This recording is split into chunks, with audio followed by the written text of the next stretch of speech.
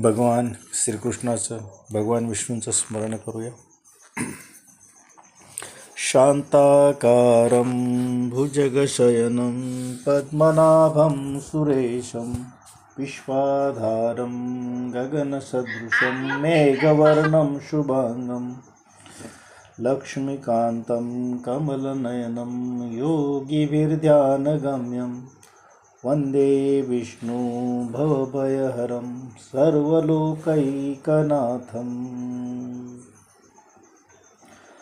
कृष्णाय वासुदेवाय हरये परमात्मने प्रणतक्लेशनाशाय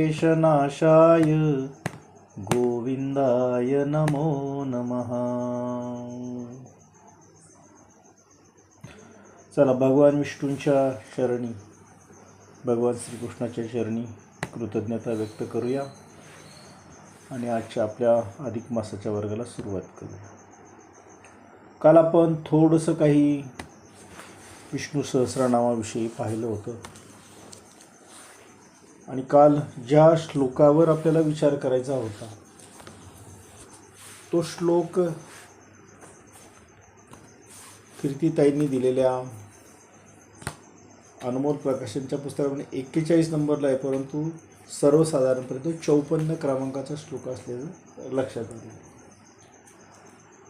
मग जेव्हा आपण आता अधिक मासाचं काही चिंतन करतो तर साधारण बाबा मागच्या रविवारपासून सुरुवात झाली. 5-1 दिवसामध्ये तुम्ही काही संकल्प केला आणि त्या संकल्पामधून तुम्हाला एखादं व्रतवैकल्य चालू केलं, एखाद्या ग्रंथाचं वाचन चालू केलं, अन्य काही उपक्रम सुरू केला 1 महिन्यासाठी. काही शारीरिक स्तरावर असतात, काही मानसिक स्तरावर असतात, काही आध्यात्मिक स्तरावर असतात. असं आपण काही सुरू केलं आहे का कोणी? कसं आहे, आपण ऐकतो खूप. श्रवण भक्तीचा पुढे नवविधा भक्तीमध्ये जर आपल्याला रूपांतर करता आलं तर आपल्या जीवनामध्ये त्याचा खूप फायदा होतो आपल्याला. असा उपक्रम कोणी सुरू केला आहे का स्वतःहून? असेल तर सांगू शकता, इतरांना त्याची प्रेरणा आपल्याला मिळू शकते. आपला उद्देश साधनेसाठीचा आहे, अन्य कुठलाही नाही. तेवढ्याच दृष्टिकोनातून आपण विचार करणार आणि ते केल्याने कसा आध्यात्मिक फायदा होतो ह्याच्यावर आपण विचार करणार. कोण बोलेल?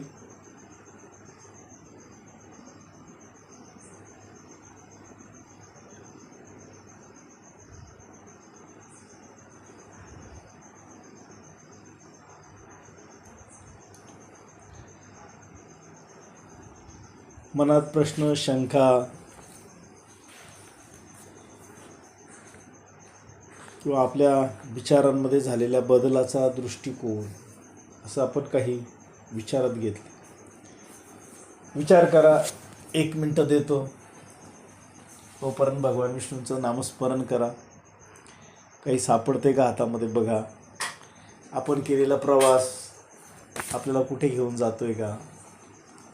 खरोखर योग्य मार्गावर आपण आहोत का? मनामध्ये शंका आहेत का? असं काही सांगताय कोणी? बघूया. वंदनाताई, तुम्ही सांगताय.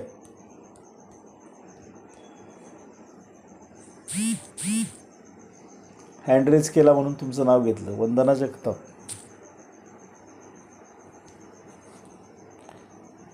बोलायला पाहिजे. आपण जे काय असेल, नाही केलं आपल्याला जमलं नाही जमू शकत असं नाही, पण आपल्याला जाणीव होती त्याची, म्हणून आपण बोललं पाहिजे.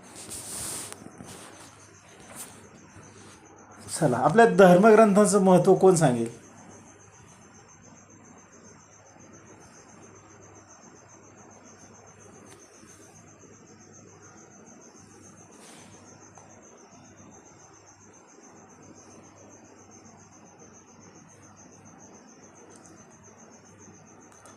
मला आवाज येत नाही का? तुमचा मला आवाज येत नाही? काहीतरी प्रॉब्लेम आहे का दोघांमध्ये? तुमचा आवाज आम्हाला येतोय पण आमचा आवाज तुमच्यापर्यंत पोहोचत नाही. ठीक आहे, चला. आता कोण सांगते? आला आवाज?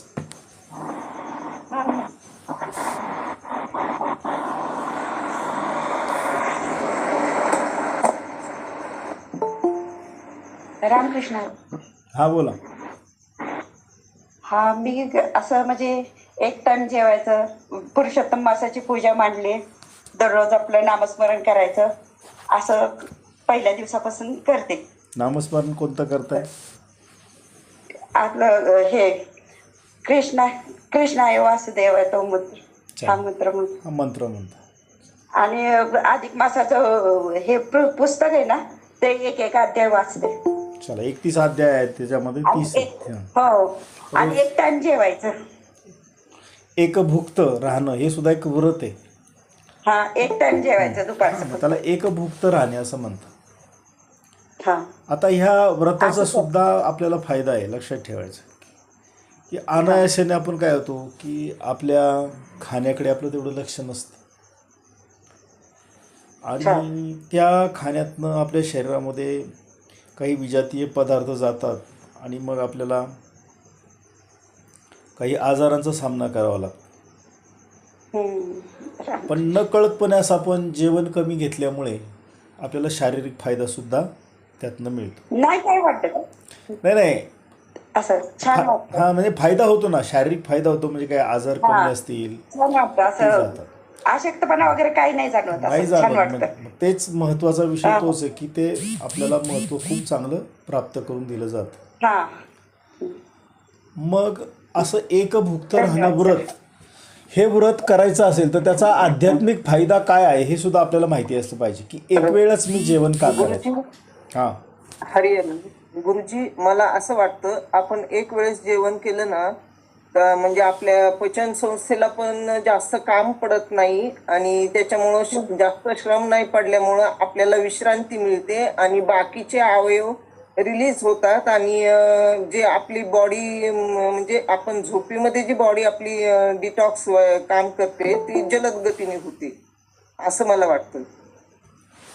बरोबर आहे. वाटतं नाही, ते विश्वासाने सांगायचं की एकभुक्त राहणं हे आध्यात्मिकदृष्ट्या व्रत आहे. आता तुम्ही विज्ञानाच्या दृष्टिकोनातून कीर्ती त्यांनी सांगितलं किंवा शरीराला विश्रांती मिळते, पण एकभुक्त राहण्याने केवळ शरीरालाच फायदा होत नाही, तर शरीराबरोबर मनाची विश्रांती होते, मनाची एकाग्रता होते आणि सर्वात महत्त्वाचं जे अध्यात्मामध्ये आपल्याला जो गुण आवश्यक आहे की संयम, तो संयम आपल्याला ह्या एकवेळच्या जेवणात होतो. आपल्याला व्रत माहिती असतं, पण व्रताच्या मागे काही आध्यात्मिक कारण असतात. असं उगीच नाही, आपल्या पूर्वजांनी कुठलंही व्रत जे तयार केलं आहे त्याच्या पाठीमागे पूर्ण शास्त्रीय बैठक आहे आणि ही शास्त्रीय बैठक पुढच्या येणाऱ्या काळामध्ये नष्ट झाली आणि आपण केवळ व्रत करत राहिलो.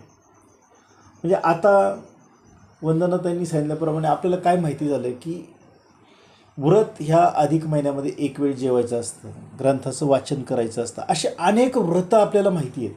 पण ते व्रत असे उगीच नाही ठरवलेले काय, तर त्याच्या मागे आध्यात्मिक आधार आहेत काही. तर महत्त्वाचा आध्यात्मिक आधार काय की संयमाने जीवन कसं जगावं. एखादी गोष्टीची कमतरता मला जर असेल तरी माझ्या मनाची स्थिती या व्रताच्या निमित्ताने माझी बैठक तयार होते. ठीक आहे, चालून घेण्याची जी आपण भूमिका म्हणतो भौतिक स्तरावरची, ती वृत्ती आपल्यामध्ये तयार होते. त्याचबरोबर कमी अन्नावर शरीराचं पोषण होतं याची सुद्धा जाणीव होते. आणि विज्ञानाने एक गोष्ट अशी सिद्ध केली की आत्तापर्यंत की व्यक्ती जो आहार घेते त्या आहाराचं जर आपल्याकडनं प्रमाणापेक्षा जास्त सेवन झालं तर आजारांचं येणारं प्रमाण जास्त आहे. आणि आहे त्यापेक्षा जर कमी आहार घेतला, माझं फक्त पूर्ण होऊ द्या, आहे त्यापेक्षा एकच मिनटं, माझं वाक्य पूर्ण होऊ द्या. हा आपला एक विषय जर आपल्याकडनं झाला पूर्ण, तर त्याच्यातनं महत्त्वाचा फायदा काय होतो, आपल्या शरीराला अशा कुठल्याही ताणाच्या परिस्थितीमध्ये सुव्यवस्थित राहण्याची क्षमता निर्माण होते. आणि मग ते आध्यात्मिक बैठक तयार झाल्यामुळे आपण शरीराच्या स्तरावर कोणत्याही प्रकारचं साधन सहजपणे करू शकतो. म्हणून एकभुक्त राहायचं. एकभुक्तचं व्रत आहे. मग कुणी एक वेळ जेवतो. कोणाचा ऑडिओ चालू असेल तर सगळ्यांनी बंद करा. आवाज येत नाही गुरुजी, आवाज येत नाही. ऑडिओ बंद करा. आपलं बोलणं झालं की आपला स्पीकर बंद करायचा, म्हणजे मग सर्वांना येईल. मग ह्याचा जो फायदा आहे आपल्याला तो आध्यात्मिकदृष्ट्या कोणत्याही व्रताचा साधं संगी आपण घेऊया की विष्णू सहस्त्रनाम आपल्याला म्हणायचं. मग त्या विष्णू सहस्त्रनामाचं किंवा आपल्याला एखादा श्रीकृष्णाचा मंत्र म्हणायचा किंवा ओम नमो भगवते वासुदेव नामस्मरण करायचं. ह्या प्रत्येकाचा फायदा केवळ आध्यात्मिकदृष्ट्या आपल्याला झाला पाहिजे, हा आपला दृष्टिकोन असला पाहिजे. पण ही वृत्ती जोपासण्यासाठी आपल्याला पहिल्यांदा कसं जावं लागतं की पहिली सकाम साधना, मग निष्काम साधना आणि मग आध्यात्मिक साधना. मग सुरुवातीच्या काळामध्ये आपण जेव्हा जे करतो त्याच्यातनं काहीतरी आपल्याला मिळावं म्हणून आपण ते करत असतो आणि ते मिळतं आपल्याला. तर सर्वात पहिला फायदा मिळतो आपल्याला, आपलं शरीर आहे ना हळूहळू निरोगी होतं मनापासून साधना केली तर तो अनुभव आधी आपल्याला असला पाहिजे. जर तो अनुभव आपल्याला आला तर मग आपण त्या साधनावर विश्वास ठेवतो आणि साधना करायला लागतो. हा आपला पहिला अनुभव असतो. मग हा पहिला अनुभव आपल्याला काय करतो? हा, हे असं आहे, करण कारण करता विकर्ता. त्या विषयाकडे येणार आहोत. बरं, धन्यवाद. हां, त्या विषयाकडे आपण येणार आहोत. आपण पार्श्वभूमीने जातो. मी फक्त सांगितलं तुम्हाला की अनमोल प्रकाशनच्या त्या पुस्तकामध्ये तो क्रमांक 41ला दाखवला आहे आणि सर्वसाधारण जे विष्णू सहस्रनाम आत्ता जे आहे सगळं प्रकाशित तो 54व्या क्रमांकाचा श्लोक आहे आणि तो मी सर्वांना ग्रुपवर टाकलेला पण आहे. तर आता आपल्याला एकभुक्त व्रताचे शारीरिक, मानसिक आणि आध्यात्मिक फायदे असं बघतो. कारण का तर एकभुक्त राहणं फक्त अधिक मासामध्येच केलं पाहिजे का हो? काय वाटतं? नाही, सण केलं तरी आता गुरुजी, माझी आजी आहे ना कायमस्वरूपी, म्हणजे माझे आजोबा वारल्यापासून ते शेवटच्या क्षणापर्यंत एक टाइमच जेवायची ती. म्हणजे याच्यामध्ये बघा, तुमच्याकडे जर संयम जितका मोठा असेल तेवढं तुमचं व्रत जास्त कालावधीसाठी चालू. परंतु आता व्यवहाराचा आपण विचार केला तर सर्वसाधारणपणे दैनंदिन जीवनामध्ये आपल्याला ही व्रत पाळणं खूप कठीण जातं. मग असं काहीतरी विशेष पर्व आलं ना की किमान आपण ते पाळतो. मग आता अधिक महिन्याच्या या पर्वामुळं एक भुक्त आपलं जे दुसरं व्रत कसं पाळलं जातं बघा. नवरात्रामध्ये काही लोक पायामध्ये चप्पल घालत नाही, 9 दिवस अनवाणी फिरतात. ह्या व्रताचं शारीरिक, मानसिक, आध्यात्मिक महत्त्व काय असेल हो? तसं बघितलं तर ते कर्मकांडामध्ये येतं, पण ते व्रत आहे आणि त्याला काहीतरी शास्त्रीय आधार आहे. उगीच असं काहीतरी आलं आणि कोणी नाही. तर पहिली गोष्ट एक की ॲक्युप्रेशरचा व्यायाम आपण जर अनवाणी चाललो तर त्याचा निश्चित खूप जास्त फायदा होतो. मग इतर वेळेला आपण आता इतकी सवय झाली आपल्याला की आपण घरामध्ये सुद्धा ते स्लीपरने वगैरे लोक फिरतात. त्यामुळे पायाला ॲक्युप्रेशरचे जे व्यायाम व्हायला पाहिजे ते न झाल्यामुळे आपल्याला विविध आजारांचा सामना करावा लागतो आणि आपण जितकी काळजी करतो तेवढा आजार आपल्याकडे वाढतो. परंतु तुम्ही अनवाणी चालला तर अनासयपणे आपोआप ते ॲक्युप्रेशरचे ते पॉईंट शरीरातले पायातले दबले जातात अनवाणी 9 दिवस चालून. त्याच्यानंतर त्या 9 दिवसामध्ये काही जण उपवासही करतात. त्या उपवासातून न कळतपणे ते फायदे होतात. पण ह्या सगळ्या व्रत वैकल्यांचा जो फायदा होतो ना तो खूप छोटा असतो आणि मग आध्यात्मिक फायदा आपल्याला फारसा मिळत नाही आणि मग देवाबद्दल मनामध्ये आपल्या काहीतरी थोडंसं असं किलमिश तयार होतं. अरे खरंच जगात देव आहे का? मला का दिसत नाही? मला दिसलं नाही तर ते काय होईल? हे सगळं आपण शोधण्याचा प्रयत्न करतो आणि ते शोधूनही आपल्याला मिळत नाही असा आपल्याला अनुभव येतो. मग हे शोधण्यासाठी आपल्याला काय करावं लागतं तर आपल्याला थोडासा वरच्या पाहिजे. म्हणजे आता आपण थोडक्यात असं बघूया की कर्मकांडातलं जो काही साधन आपण करणार ते सगळं आपलं आपण शाळेचा विचार केला तर बालवाडीमध्ये कसा छोटा छोटा अभ्यासक्रम असतो तसं करणं म्हणजे हे सगळं व्रत वैकल्य आहे.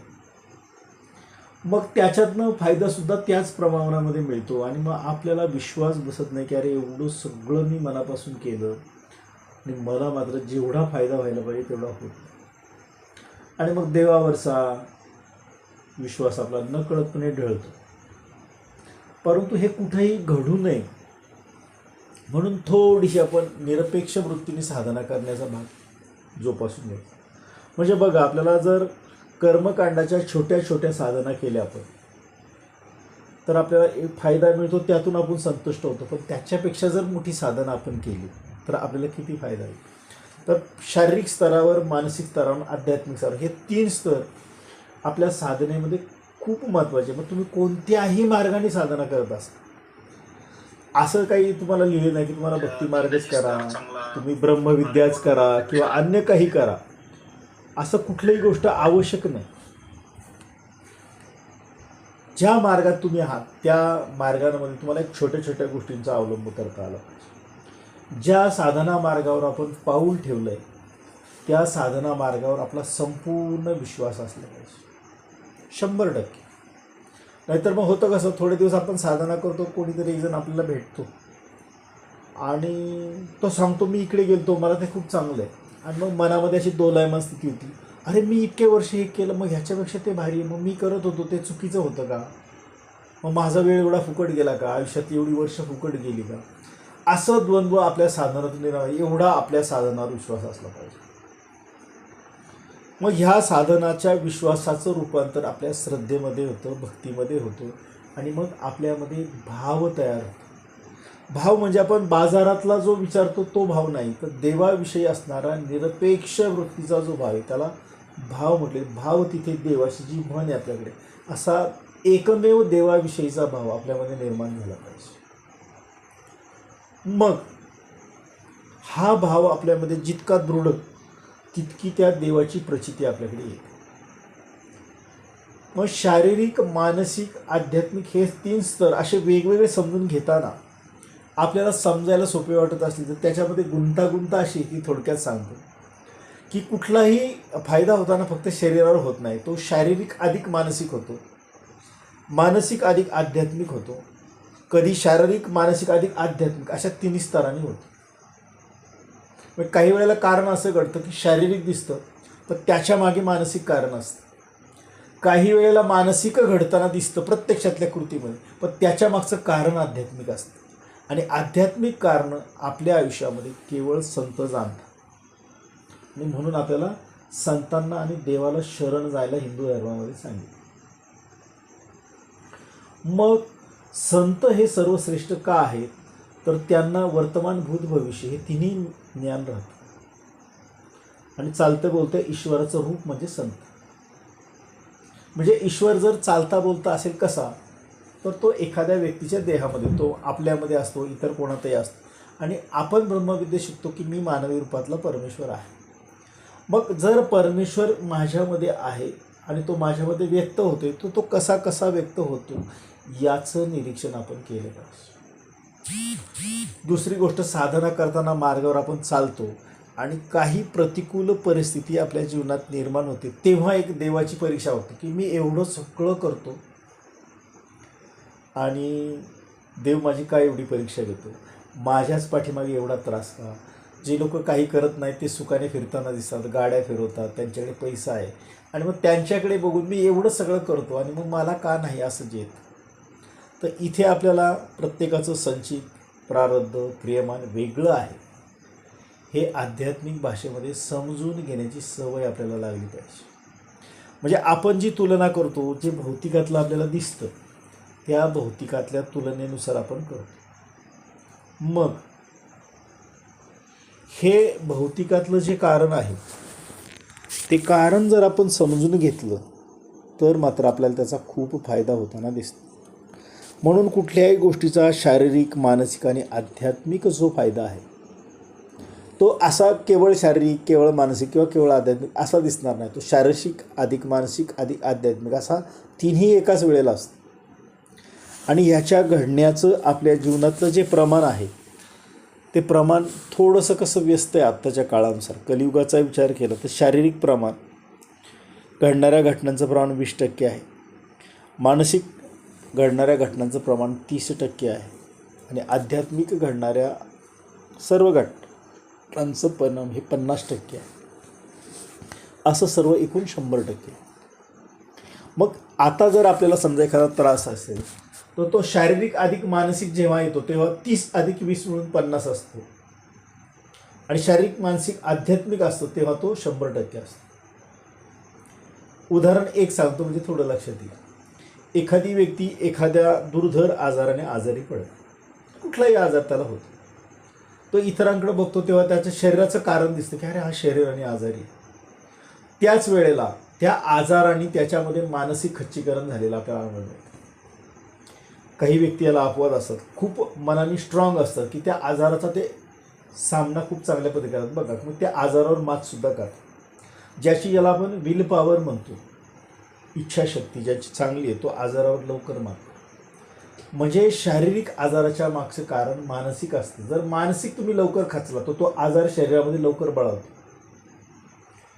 आणि ह्या दोन्ही घटना घडत असताना त्याच्या मागे तुम्ही खूप डॉक्टरांचे उपाय करता, तात्पुरतं बरं वाटतं, पण तो आजार तुमच्यातून निघत नाही. तर ते कारण बुद्धी अगम्य असतं आणि त्याचं उत्तर मात्र संत देऊ शकतात. परंतु दुर्दैवाने काळ असा आला आहे की लोक खऱ्या संतांना ओळखू शकत नाही. का तर स्वतःची साधना नसल्यामुळे नको तिथे अडकतात, त्यांच्या मागे फिरतात. मग काही ठिकाणी वर्तमानपत्रात बातम्या येतात, इथे असं झालं तिथे तसं झालं, आणि मग हे लोक पस्तावतात. तर संतांनी समाजामध्ये आजपर्यंत कधीही कुठेही अंधश्रद्धा अजिबात पसरवलेली नाही. त्यामुळे जिथे अशी गर्दी होती तिथे या ठिकाणी आपण सावधपणे वावरलं पाहिजे. आणि ही सावधपणे वावरणं कधी तुम्हाला समजेल तर जेव्हा तुमची स्वतःची काही साधना असेल. मग आता स्वतःच्या साधनेमध्ये सांगतो की जन्मतः आपल्याला मिळालेला गुरु आपल्या कुलदेवता आहेत. त्याच्यामध्ये कुलदेव आला, कुलदेवी आली. याच्यापैकी जर आपण व्यवस्थित सर्व करत असू तर बऱ्याच गोष्टींची उत्तरं आपली सुटतात. पुढं च लावून सांगतो, सुटतातच. परंतु दुर्दैवाने आता जवळपास 80% वर कुटुंबांमध्ये ही कुलदैवताचं जे करायला पाहिजे ते होत नाही. आणि मग त्याच्यातून बरेचसे वेगवेगळे काय म्हणतो आपण समस्या निर्माण होतात. त्याच्या मागे आपण वेगळेच उपाय शोधायला लागतो. आता कुलदेवतेचं करण्याचं शास्त्रीय कारण समजून घ्या. कुलदेवता ही पृथ्वी तत्वाची देवता आहे आणि पृथ्वी तत्व आपल्यामध्ये आहे पंचमहाभूतातले एका. तर ह्या पृथ्वी तत्वाचं शरीरामधलं प्रमाण किती टक्के आहे कोणाला सांगता येईल? नाही सांगता येणार, हा थोडा अवघड आहे. तसं पृथ्वी तत्वाचा भाग आपल्या शरीरामध्ये 30% आहे. जर आपण पृथ्वी तत्वाची साधना करायला लागलो तर ते 30%चं साह्य आपल्याला होतं आणि बरेच प्रश्न आपल्या जीवनातले सुटायला मदत होते. म्हणून कुठलीही साधना करत असताना तुम्ही करा कुठलीही, परंतु कुलदैवतांचं तुमच्याकडनं झालंच पाहिजे. हा तुम्ही एक नियम जर बनवला तर निश्चित त्याचा खूप फायदा होतो. मग अधिक मासामध्ये लोक तीर्थयात्रासुद्धा करतात. मग आपल्याला जर तीर्थयात्रा करायची असेल तर प्रथम आपण आपल्या कुलदैवतांकडे जायचं आणि मग इथं तुम्ही कुठे जिथे जायचं तुम्हाला तिथे जाऊ शकता.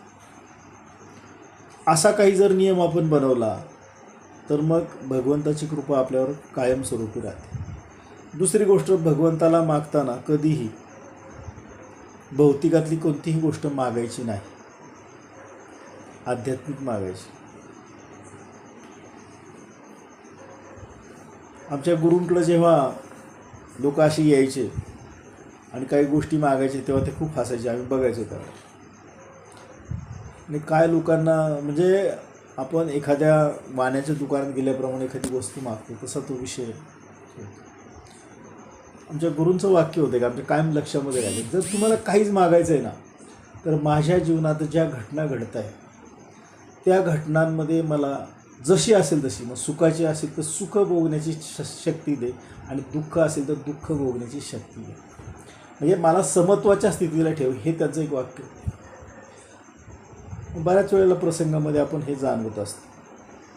आणि जेव्हा जेव्हा आपण साधना केला तर आपल्याला हळूहळू जर अनुकूल परिस्थिती होत असेल तर ती आपल्यावर असणाऱ्या गुरुकृपेची एक भाग आहे हे लक्षात ठेवायचं. मग गुरुकृपा कुठल्या अशा व्यक्तीच्या माध्यमातून येईल, अन्य कुठल्या माध्यमातून येईल, कोणीतरी येऊन सांगेल, फक्त ती आपल्याला ओळखता आली पाहिजे. संतांनी ती ओळखली म्हणून संत सुखी झाले. संतांनी लोकांना सुद्धा सांगितलं की तुम्ही आम्ही केलं हे तुम्ही करून पहा. जगद्गुरु तुकोबरायांच्या बाबतीत सांगतात, जेव्हा त्यांना भगवंत न्यायला आले सदैव वैकुंठाला नेण्यासाठी, तेव्हा संत तुकाराम महाराजांनी बऱ्याच लोकांना विचारलं, अरे बघा तुमच्या आयुष्याचं कल्याण होणार आहे, तुम्ही येत आहेत का? तेव्हा बरेचसे लोक महाराजांना तुम्ही पुढे व्हा, आम्ही मागून येतो असं महाराजांना सांगितलं. मग त्याच्यावर शेवटी तुकाराम महाराजांनी आम्ही जातो आमच्या गावा, आमचा राम राम घ्यावा अशा शब्दात ह्या सर्वजणांना सांगितलं आणि कशामध्ये हित आहे हे समजून ते वैकुंठाला सदेह गेले. आता याच्यामध्ये पण अलीकडच्या काळामध्ये काही लोकांनी वावड्या उठवल्या, तुकाराम महाराजांचा खून झाला, काय अशा वेगवेगळ्या काय म्हणूया प्रवाहाच्या विचाराचे लोक निर्माण झाले आहेत. त्यामुळं अशा प्रवाहांमुळे सुद्धा सर्वसामान्य व्यक्तींच्या विचारामध्ये ऐकलं की थोडासा गोंधळ उडतो. आता कोणाचं खरं ठरू, याचं खरं याचं ठरू. पण मी मगाशी सांगितलं सुरुवातीला की आपल्या साधनावरचा आपला विश्वास इतका दृढ असो की जे आपण शिकलो ते शेवटपर्यंत सत्य आहे. इतर कोणी काही म्हणो, कोणी टीका करू, त्याच्याकडे आपल्याला दुर्लक्ष करता आलं पाहिजे. त्याच्यामुळं जर आपल्या साधनामध्ये द्वंद्व येत असेल तर मग आपल्याला लक्षात घ्यायचं. आणि आपल्या जीवनामध्ये आता सर्वसाधारणपणे मानसिक आणि आध्यात्मिक कारणांचं प्रमाण 50 अधिक 30% विचार करता 80% आहेत. आपल्या जीवनातल्या 80% समस्यांचं उत्तर आपण असं ठोसपणे सांगू शकत नाही, अशी परिस्थिती. म्हणून याच्यासाठी आपल्याला कुणाला तरी शरण गेलं पाहिजे की जो शरण गेल्यावर आपल्यावर कृपा करेल आणि आपल्या साधनाचा योग्य मार्ग दाखवेल. तर त्याच्यासाठी हा अनुकूलतेचा काळ आहे. जर आता तुम्ही तीर्थाटन केलं, कुठे गेलात, अशा कुणाच्या सानिध्यामध्ये जर तुम्हाला राहण्याचा तुमच्या पूर्वसंचिताने जर काही चांगला मार्ग दाखवला, अशा संतांच्या सानिध्यात आपल्याला 2, 4, 8 दिवसांचं वास्तव्य जर मिळालं किंवा त्यांचे विचार ऐकायला मिळाले आणि ते नाही भेटले तर ग्रंथरूपाने जे संत आपल्यामध्ये आहेत त्या अशा ग्रंथांचं वाचन करून तो शोध घेण्याचा आपण प्रयत्न. तरीसुद्धा ह्या अधिक महिन्याचं साफल्य आपल्याला तेवढंच मिळणार. आणि याच्यामध्ये मग सुरुवातीला जेव्हा आपण वर्गामध्ये सांगितलं होतं की भगवान विष्णूंनी या अधिक महिन्याचं सर्व स्वीकारलं तेव्हा याला महत्त्व प्राप्त झालं. हा मलमास होता तो पुरुषोत्तम मास झाला. पुरुषोत्तम म्हणजे सर्वश्रेष्ठ. आणि म्हणून या महिन्यामध्ये भगवान विष्णूंच्या साधनेचं जे महत्त्व आहे ते सांगितलेलं आहे. मग ह्याच्यामध्ये पण आता आपण पुन्हा विष्णू सहस्रनामाकडे जर आलो तर विष्णूंच्या 1000 नावातून जे काही पुण्य होतं तर भगवान विष्णू हे मुळात पृथ्वीचे रक्षण करते आहेत, पालन करते आहेत. म्हणजे आपला प्रत्येक दिवस जो येतो आणि जातो आहे हे आपल्याला वाटतं आपण जगतोय, परंतु ह्याच्या पाठीमागे जी भगवान विष्णूंची भूमिका आहे ती सर्वश्रेष्ठ. ही सर्वसामान्य बुद्धीला न कळणारी गोष्ट. फक्त शांत बसायचं आणि विचार करू लागायचं की मी आज दिवसभरात जे जे काही केलं त्याच्यानंतर मी संध्याकाळी झोपतो, झोपल्यानंतर काहीही न होता मी पुन्हा उठतो. याच्या पाठीमागे कोणाची कृपा आहे? ही कृपा मी शोधली पाहिजे. आणि जेव्हा मी उठतो तेव्हा माझ्या आजूबाजूला मी पाहतो, माझ्या ओळखीत काही बातमी येते, माझ्या अनोळखीत काही बातमी वर्तमानपत्रात वाचतो आणि मग त्याच्यातून विचार लक्षात आला की हे सगळं घडत असताना भगवंतानी मला मात्र व्यवस्थित ठेवलं. आणि ही व्यवस्थित ठेवण्याची जी क्रिया आहे ही कशामार्फत होते कोण सांगेल? आपण आहोत त्याची सर्वात मोठी खून कोणती आहे? श्वास चालू असतो ना. एकदम 100% सर्वात मोठी खून आपलं शरीर आहे ना गुरुजी. श्वास महत्त्वाचा आहे. इंगुळकर सरांनी 100% उत्तर बरोबर सांगितलं. समजा तुमच्याकडे शरीर आहे आणि त्याच्यामध्ये श्वास नाही, शरीराला अर्थ आहे का? त्यामुळे श्वास खूप महत्त्वाचा आहे. आणि हा जो श्वास आहे हा श्वास म्हणजेच परमेश्वर आहे. सूक्ष्मातला परमेश्वर ओळखायचा, जो आत येतो आणि बाहेर जातोय तो परमेश्वर आपल्यासाठी फेऱ्या मारतो. त्याला आपण किती कष्ट द्यायचे याचा विचार आपल्याला केला पाहिजे. आणि म्हणून ह्या विष्णू सहस्रनामामध्ये त्यांनी पहिला श्लोक जो सुरू सांगितलेला आहे की भगवंताच्या नावामध्ये यस्य स्मरण मात्रेन जन्म संसार बंधनात विमुच्यते नमस्तस्मे विष्णवे प्रभ विष्णवे. मग भगवंताला जर शरण गेलो आपण, त्याचं स्मरण जर केलं तर जन्म संसार बंधनातून मुक्तीचा मार्ग आपल्याला सांगितला. मग ह्या मुक्तीच्या मार्गावर जर मी पाऊल ठेवले, माझा दृढ निश्चय झाला तर ते मी किती अंमलामध्ये आणलं पाहिजे आणि किती सचोटीने आणलं पाहिजे.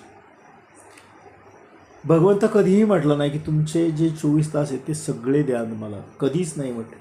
जो काही तू वेळ देणार आहेस तो मात्र समर्पून मला दे, माझ्याशी पूर्ण एकरूप, मग त्याचा परिणाम तुला लवकर दिसेल. बऱ्याच वेळेला आपण देवाचं करताना कारण सांगतो, व्यवहारातलं करताना कधीच कारण सांगत नाही.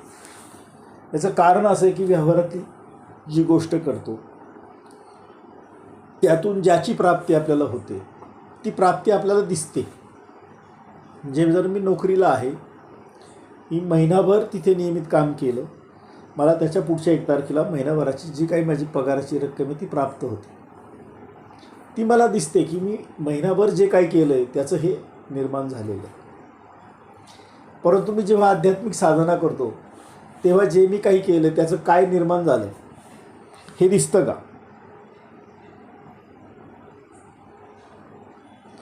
नाही दिसत. आणि मग हाच एक महत्त्वाचा मुद्दा आपल्याला साधनेपासून, मी सगळं करतोय परंतु खरंच मला याचा फायदा होतो का, असा एक प्रश्न साधकाच्या मनामध्ये येतो की नाही?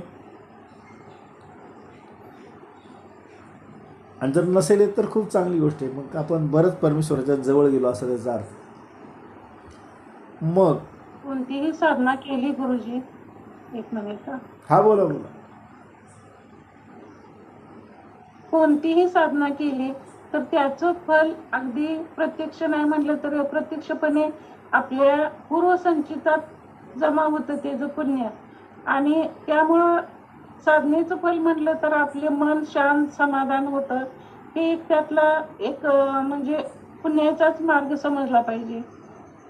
हो, पण तो दिसत नाही ना, त्याच्यामुळे त्याच्यावर विश्वास कसा ठेवायचा आपला प्रश्न आहे. तुम्ही सांगितलेलं सगळं बरोबर सांगितलं, पण मी काय म्हटलं, महिनाभर काम केल्यानंतर जे काही मला पगार मिळाला तो मला दिसला, तो कसा खर्च करायचा हे समजलं. पण आध्यात्मिकमध्ये माझ्यामध्ये जे काही जमा झालं ते कसं समजायचं मी नाही समजत आपल्याला. साधना केल्यानंतर आपल्या विचारामध्ये खूप परिवर्तन होतं. विचारात परिवर्तन. श्वास ठेवायला पाहिजे. पण हे कसं दिसत नाही. मला काय म्हणायचे की स्थूलातनं जे दिसतं त्याच्यावर आपला विश्वास राहतो. म्हणजे सूक्ष्मामध्ये होत असतं ते आपल्याला शाशंक वाटतं. तर लक्षात ठेवायचं की तुम्ही देवाच्या संदर्भाने कुठलीही गोष्ट करा, त्याचं फळ तुम्हाला मिळतच असतं. हुलवंताईंनी जसं सांगितलं की चांगल्या कर्माचं फळ हे पुण्यकर्मामध्ये गणलं जातं आणि जे काही वाईट कर्माचं फळ केलं ते पापकर्मामध्ये जमा होतं. आणि पाप आणि पुण्याचा जो हिशोब आहे तो ठेवणारा जो चित्रगुप्त आहे तो एकदम व्यवस्थितपणे ठेवतो आणि त्याच्यातून ज्या कर्माचं फळ जसं निर्माण झालं ते आपल्याला भोगावं लागतं. ते देवांना अवतारांनासुद्धा भोगावं लागलं, त्यामुळे आपण सर्वसामान्य आहोत, आपल्यालासुद्धा भोगावं लागलं. त्यामुळे येणाऱ्या कर्माविषयी मनामध्ये कुठल्याही प्रकारची शंका न ठेवता आपण साधनाच्या मार्गावर अचलपणे चालायचं. म्हणजे आपली साधना सगळी चालू आहे तर कुटुंबामध्ये काहीतरी अडचण निर्माण होते, त्याच्याने आपण थांबतो, कुठे अपघात होतो किंवा अन्य काही गोष्टी होतात, कुठे नोकरी जाते. ह्या सगळ्या गोष्टींच्या मागे शारीरिक, मानसिक, आध्यात्मिक कारणं आहेत, ती आपल्याला ओळखायला शिकायचं. जर आपलं नामस्मरण असेल तर ह्या गोष्टी आपल्याला बऱ्यापैकी समजायला सुरुवात होते. आता नामस्मरण म्हणजे का, तर ह्या कलियुगाची ती साधना आहे म्हणून नामस्मरण. मग आपण बघितलं, सत्ययुगात वेगळी साधना होती, त्रेतायुगात वेगळी होती, द्वापरयुगात वेगळी होती, कलियुगातसुद्धा वेगळी साधना. मग आता ह्या महिन्यामध्ये जे काही आपण करतो त्याचा आपल्याला नेहमीपेक्षा जलद फायदा होणार आहे, म्हणून ह्या महिन्यामध्ये थोडं बारकाईने लक्ष देऊन करायचं. आणि मग त्याच्यामध्ये भगवान विष्णूचं जे आत्ताचं अबाधित अस्तित्व आहे ते खूप जास्त आहे, म्हणून किमान भगवान विष्णूंचं स्मरण आपल्याकडनं दिवसभरात जितकं जास्तीत जास्त होईल तेवढं आपण करायचं. कारण याच्यामध्ये एक गोष्ट कदाचित मागे सांगितली असेल तुम्हाला, कोणाच्या लक्षात पण येईल, की भगवान नारदांना आपण नारायण जे नामस्मरण करतो त्या नामस्मरणाबद्दल गर्व निर्माण झाला की मग माझ्यासारखी साधना कोण करत. आणि मग एकदा ते भगवानचीच परीक्षा घ्यायला भगवान विष्णूंकडे गेले. म्हणे माझा एक प्रश्न आहे तुम्हाला. भगवान विष्णू म्हणाले विचारा, तुम्ही हरकत नाही महर्षी विचारा म्हणे. पण ते म्हणे तुमचा सर्वात लाडका भक्त कोण आहे ते तुम्ही मला सांगितलं तर बरं होईल. आणि ह्यांच्या मनामध्ये उत्तर तयार होतं की भगवान आपलंच नाव घेणार, म्हणजे नारद मुनींचं नाव घेणार असं त्यांना वाटलं होतं. परंतु थोडा वेळ भगवान विष्णू थांबले आणि म्हणे पृथ्वीवरती एक छोटंसं गाव आहे, त्या गावामध्ये एक शेतकरी आहे आणि तो शेतकरी माझा खूप लाडका भक्त आहे. मग हे उत्तर जेव्हा भगवंताकडनं आलं तेव्हा नारदांना मनामध्ये थोडासा खेद वाटला. अरे मी एवढं सारखं तिन्ही लोकात फिरताना सुद्धा यांचं नाम घेतो, तरी माझ्यापेक्षा श्रेष्ठ साधना करणारा कोण, अशी थोडीशी असूया नारद मुनींच्या मनामध्ये निर्माण झाली. आणि मग त्यांनी भगवंताची आज्ञा घेतलीच, म्हणे मला भेटायची परवानगी द्या त्यांना. ते म्हणे हरकत नाही, तुम्ही त्यांना भेटून या. आणि मग हे पृथ्वीवर आले. आता त्यांना तिन्ही लोकांमध्ये फिरण्यासाठी काही बंधन नव्हतं आणि त्या गावामध्ये जाऊन त्या शेतकऱ्याच्या घरी तिथे गेले आणि मग तिथे रूप बदललं. सर्वसामान्य व्यक्तीसारखे त्याच्याकडे गेले, त्याला नाव विचारलं, त्यांनी नाव सांगितलं. मला म्हणे तुमच्याबरोबर 2 दिवस राहायचं. ते म्हणे राहा, हरकत नाही, आमच्याकडे अतिथी देवो भव आहे. आणि मग ते थांबले एवढ्यासाठी की हा दिवसभरात जर भगवंत माझा श्रेष्ठ भक्त हा काय करतो आपण बघूया. तो नेहमीप्रमाणे उठायचा, त्याचं सर्व काम करायचा, शेताची कामं करायचा. हातातलं कुठली वस्तू घेतली की फक्त म्हणायचा नारायणा हे तुझ्यामुळे घडतं आणि कामाला लागायचा. पुन्हा मध्ये काही नाही. ते काम पूर्ण झालं का नारायणा तुझ्यामुळे हे पूर्ण झालं एवढं म्हणायचं आणि गप्प बसायचं. 2 दिवस ते सर्व नारद मुनींनी त्याच्यासोबत काढले, ते सगळं अनुभवलं. आणि म्हणे हा दिवसातनं 8-10 वेळाच नाव घेतो, तरी मग भगवंताने असं कसं आहे, हा माझा सर्वात श्रेष्ठ भक्त आहे. 2 दिवसानंतर पुन्हा त्यांनी स्वर्गामध्ये आले, भगवान विष्णूंकडे गेले आणि विचारलं त्यांनी की म्हणे मी त्या व्यक्तीकडे जाऊन आलो, तुम्ही म्हणता तसा, पण तो मी जेवढं नामस्मरण करतो तेवढा तो व्यक्ती नामस्मरण करत नाही, तरी तुमचा लाडका भक्त कसा. तेव्हा भगवान विष्णूंनी दिलेलं उत्तर आपल्या साधनेसाठी खूप महत्त्वाचं आहे की म्हणे भगवंता तुम्हाला तुमच्या पूर्वपुण्याने तुम्ही ब्रह्मदेवाचे मानसपुत्र झालेला आहात आणि तुमचा पूर्ण वेळ तुम्ही साधनेला वाहून घेतलेला, तुमच्याकडनं पूर्ण साधना घडती आहे. तो जो शेतकरी आहे तो शेतकरी फक्त सकाळ, दुपार आणि संध्याकाळ 3च वेळा देवाचं नाव घेतो तुमचं, आणि मी मात्र अखंड तुमचं नारायण नारायण असं नामस्मरण करत असतो. तरीही तो शेतकरी तुम्हाला अतिप्रिय का. आणि मग परमेश्वर म्हणाले नारदा, तू काय कर, एक तेलपात्र घे आणि एक पृथ्वीला प्रदक्षिणा घालून ये. नारदाला वाटलं एवढं सोपं काम आहे, काय हरकत नाही, पण एक अट आहे त्यामध्ये. जर ह्या भरलेल्या तेलाच्या पातेल्यातून एक थेंब जरी पाणी तेल खाली जमिनीवर सांडता कामा नये. नारद म्हणाले काय हरकत नाही देवा. मग नारदाने काय केलं, एक मोठं पातेलं घेतलं, ते पूर्ण तेलाने भरलं आणि हळूहळू हळू पाऊल टाकत पृथ्वी प्रदक्षिणा घालायला लागला. हे करत असताना त्यानं एकदाही देवाचं नाव घेतलं नाही. नारायण नारायण सतत म्हणणारा नारद मुनी एकदाही त्यांनी देवाचं नाव घेतलं नाही. आणि मग ते आले परमेश्वराकडे आणि म्हणाले नारायणा मी आलो बघ आत्ता. मग परमेश्वर म्हणाले अरे नारदा, तू पृथ्वी प्रदक्षिणा घातली, खूप चांगलं काम केलंस, पण ह्यावेळेस तू माझं किती वेळा नाव घेतलं बरं. नारद मुनी म्हणाले देवा, हे तुम्ही सांगितलं होतं मला काम, पण तुम्ही सांगितलेलं काम मी करत असताना तुमचं नाव कशाला घ्यायचं मी.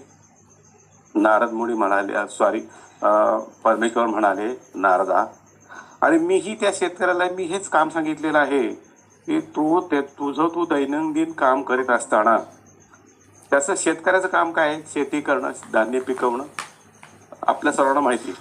तसं मी तुला काम सांगितलं होतं, मग तू त्यावेळेस माझं एकदाही नाव घेतलेलं नाही, परंतु त्या शेतकऱ्यानं मात्र प्रत्येक वेळी माझं नाव घेतलं.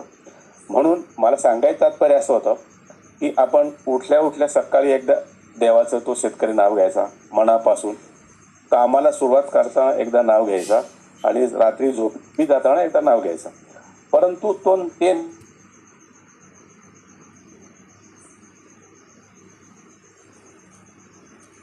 आवाज येतोय?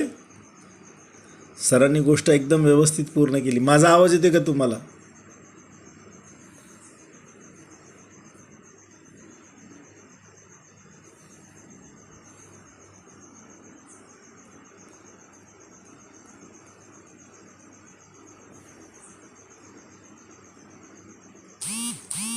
माझा आवाज येतोय सर्वांना? बहुतेक नाही येते आवाज, नेटवर्कमध्ये प्रॉब्लेम झाला.